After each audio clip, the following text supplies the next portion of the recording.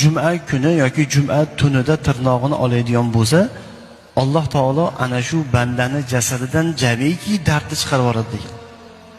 Jamiki darddan forig' bo'ladi. Ana shu bandani tanasiga Alloh taolo shifoni kirgizadi deganlar. Hammamiz ham bir haftada bir tirnoq olishimiz bor-ku.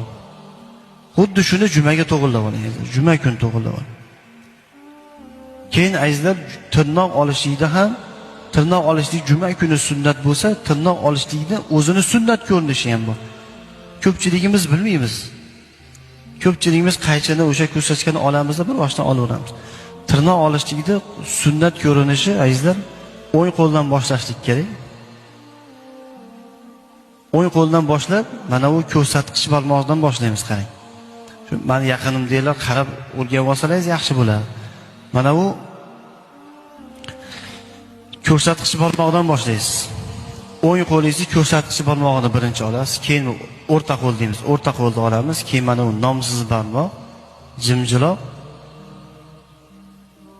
Mana to'rov barmoqni oldiga, keyin chap qo'limizdan boshlaymiz.